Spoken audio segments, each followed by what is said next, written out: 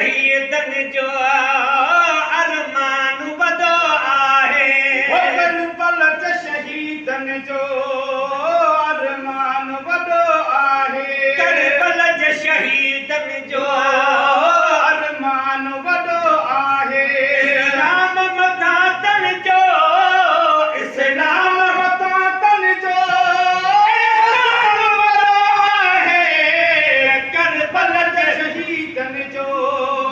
अरमान वॾो आहे करबल जे शहीदन जो अरमान वॾो आहे कंधड़ा कपायां मिठो दीन बचायां कंधड़ कटायां मिठो दीन बचायां कीअं कंधड़ कपायां मिठो दीन बचायां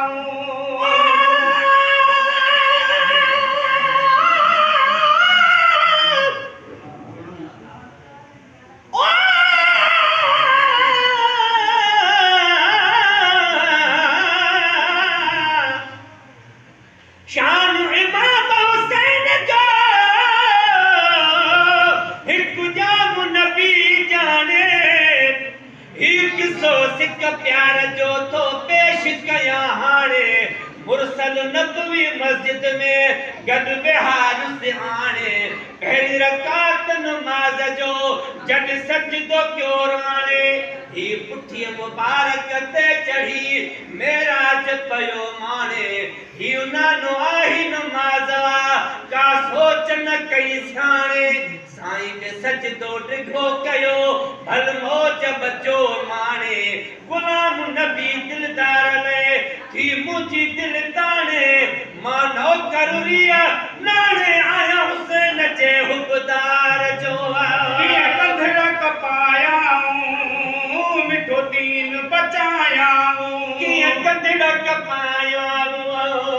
मिठो दीन बचायां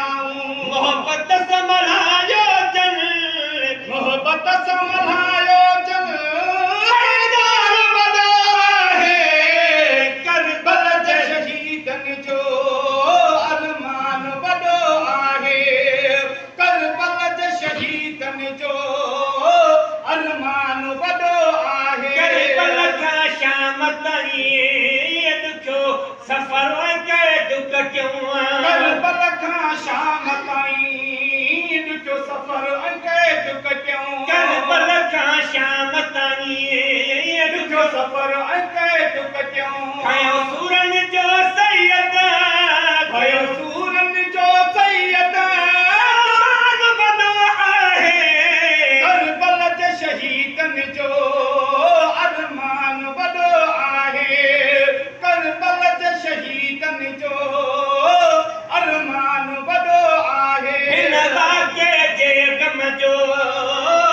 इज़हार करे रोईए हिन वाक़े जे गम जो इज़हार करे रोई हिन वाक़े जे गम जो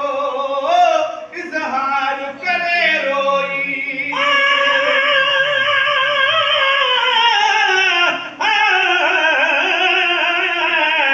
लोक ज़मीन ख़रीद कीती यारो खटिए खावण कीते हुसैन ज़मीन ख़रीद कीती यारो बचड़े कुहावण कीते अली अब्बास ने मशका चाया बाज़ू कटावण कीते अली असगर नू ढुक पानी मकिया हुजत मिटावण कीते हिन वाक़े जे गम जो इज़हार करे रोई हुबदार थियो हर को हुबदार थियो हर को अरमान वॾो आहे करबल जे शहीदन जो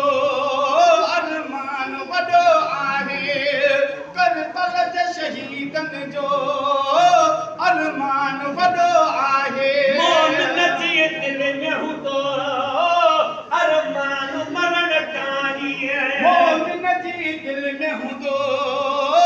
अरमान मरण ताईं मोमिन जी दिल में हूंदो